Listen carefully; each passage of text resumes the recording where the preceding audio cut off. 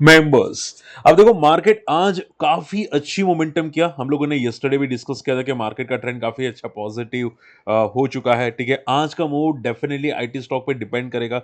हालांकि टीसीएस ने आज कोई मूव नहीं किया, फॉल किया उल्टा, थोड़ा ही, ज्यादा नहीं, ऐसा नहीं कि वो बहुत ज्यादा मूव किया। हम लोग डिस्कस करेंगे टीसीएस फॉल क्यों किया, यस बैंक क्यों भागता हुआ दिखाई दिया, South Indian Bank, Tata Comm, Tata Elxsi, R Power, ये सब डिस्कस करने वाले हैं। देखो आज सुनो ध्यान से। देखो मार्केट में अगर आप मिड कैप को देखोगे ना, मिड कैप वापस ऊपर जा रहा है, लेकिन आई एम श्योर आप कंफ्यूज है कि सर मार्केट तो ऊपर जा रहे हैं लेकिन मेरे स्टॉक ऊपर नहीं जा रहे। मुझे क्या करना होगा कि जो मेरे स्टॉक भी पॉजिटिव हो जाए। ठीक है, ऐसे कौन से स्टॉक देखे। ठीक है, देखो हम लोगों ने रिसेंटली बहुत सारे डिस्कस किए थे। नेटवेब था, वो भी काफी भागा था, 3,000 से 4,500 तक जाता हुआ दिखाई दिया। जीएमडीसी डिस्कस किया था, वो भी भागता हुआ दिखाई दिया। टाटा इन्वेस्टमेंट हम लोगों ने स्टार्टिंग में डिस्कस किया था, उसके बाद 25% भाग गया था। हालांकि मैंने आपको बताया था ये वर्टिकल मूव है, थोड़ा केयरफुल रहेगा क्योंकि डबल टॉप बनता हुआ दिखाई दे सकता है। और हम लोगों ने डिस्कस भी किया था कि डबल टॉप बन रहा है। ठीक है, अब यहाँ पे मेरा मेरा मुंह खत्म हो गया।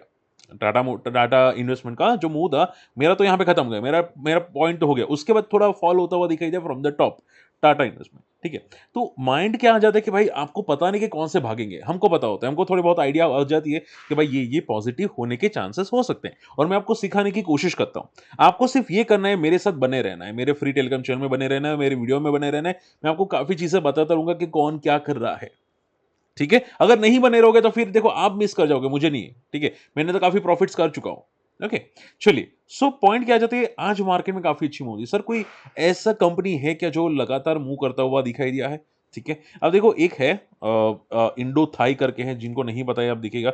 ये विद इन अ मंथ के अंदर 300 200 से 400 तक पहुंचता हुआ दिखाई दिया। बट मुझे डर लगता है, पता है क्यों, क्योंकि ये जरा सा भी फॉल नहीं हुआ, रोज ऊपर जाता है, रोज ऊपर जाता है, रोज ऊपर जाता है। और मैंने पहले भी आपको सिखाया कि जो रोज ऊपर जाते हैं ना, वो एक दिन तगड़ा फॉल करते हैं।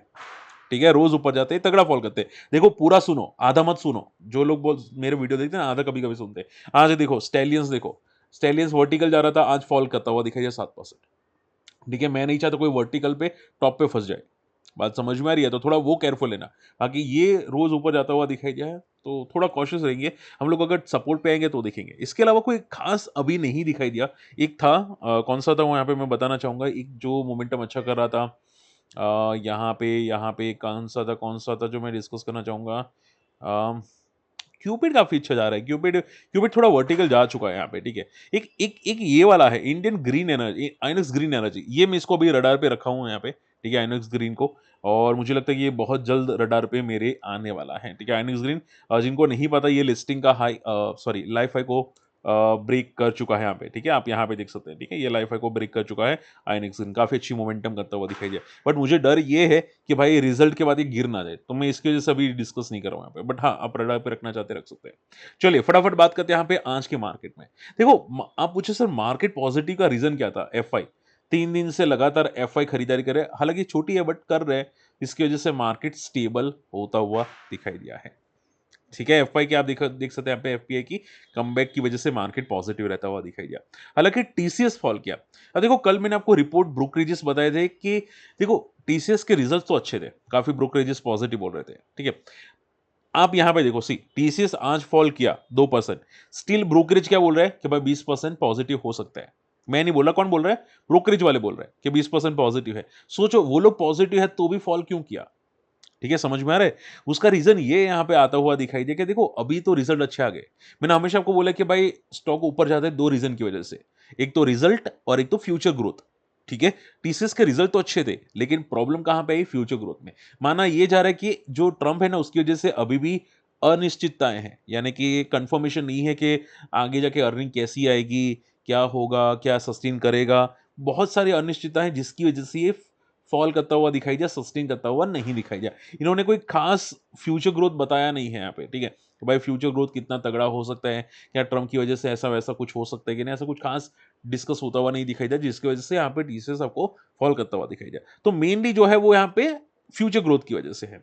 अब पॉइंट ये आता है कि सर मान लो आज फॉल किया, क्या ये आगे जाके पॉजिटिव रहने की उम्मीद है।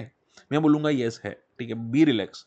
ठीक है, बी रिलैक्स। कंपनी ने कोई भी ऐसे नेगेटिव स्टेटमेंट्स नहीं दी हैं जिसकी वजह से आपको ऐसा लगे कि भाई इसमें पैनिक करना चाहिए। ठीक है, बी रिलैक्स। आप सिर्फ ये ध्यान में रखो कि जब तक 3,000 के ऊपर है तब तक बी रिलैक्स। ठीक है, चांसेस तो यही है। अभी अभी देखो, अभी रिसेंटली इसने लो मारा था ना, 3,000 के नीचे गया था, आई थिंक 3 4 5 6 दिन पहले, ठीक है, बस वो टूटना नहीं चाहिए। अगर उस वो तोड़ा तो थोड़ा पैनिक आ सकता है, बट आई डोंट थिंक टूटेगा, और नहीं टूटा तो फिर यहां से सपोर्ट लेके बाउंस बैक कर सकता है। So be relax, don't be panic. और मैंने आज आईटी इंडेक्स देखा था, ठीक है, आज 50-50 था, कुछ आईटी इंडेक्स पॉजिटिव थे, कुछ नेगेटिव थे। सो ऐसा लगा कि किसी ने सीरियसली नहीं लिया टीसीएस के रिजल्ट को, ठीक है। सो बी रिलैक्स, पैनिक करने की तो अभी के लिए तो जरूरत नहीं दिखाई दे रही है, वो अगर कुछ होगा तो मैं बता दूंगा। अब देखो कॉपर, हिंद कॉपर एक महीने के अंदर 50% भागा, आज फॉल करता हुआ दिखाई दिया फ्रॉम द टॉप से, ठीक है। थोड़ा कॉशियस रहने की जरूरत होती है। मैं हमेशा बोलता हूँ कि जो स्टॉक वर्टिकल जाते हैं उसमें प्रॉफिट बुकिंग आज नहीं तो कल आ जाती है। छोटी आई है, हालांकि इतनी बड़ी भी नहीं है, छोटी प्रॉफिट बुकिंग। अगर 6-7% से ज्यादा होता तो मैं ना बोल देता। तो ये छोटी प्रॉफिट बुकिंग, ये बस सपोर्ट लेने आ रहा है, बस और कुछ नहीं है, ठीक है।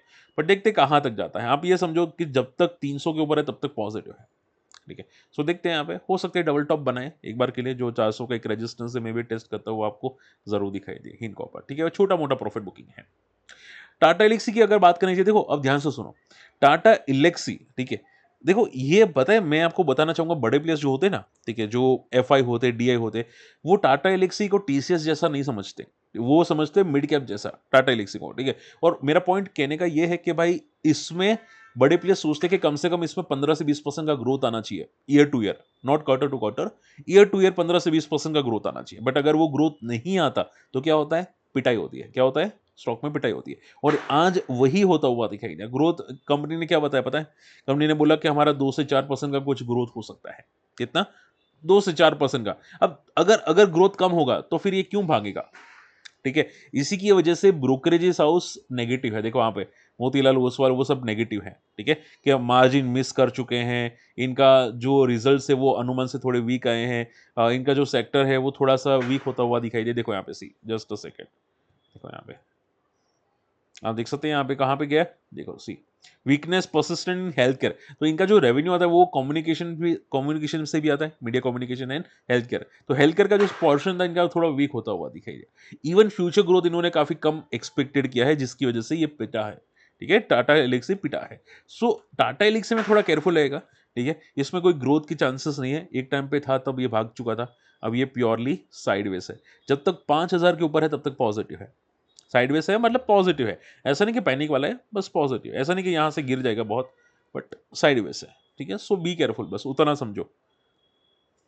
यस बैंक, अब देखो आज यस बैंक बहुत अच्छा भागा। रीजन ये था कि इसके बहुत जल्द रिजल्ट आने वाले हैं, और इससे पहले कुछ जापानीज फर्म ने जो इसको एक्वायर किया था, जापानीज बैंक ने, ठीक है, और वो एक्विजिशन काफी पॉजिटिव था, ठीक है। और माना जा रहा है कि रिजल्ट्स और भी पॉजिटिव आ सकते हैं, जिसकी वजह से ये भागता हुआ आपको यस बैंक दिखाई दिया। यानी कि प्योरली फ्यूचर ग्रोथ पे डिपेंडेंट है यस बैंक। आप देखो, आपका क्वेश्चन डेफिनेटली आएगा कि सर क्या यस बैंक पॉजिटिव हो चुका है।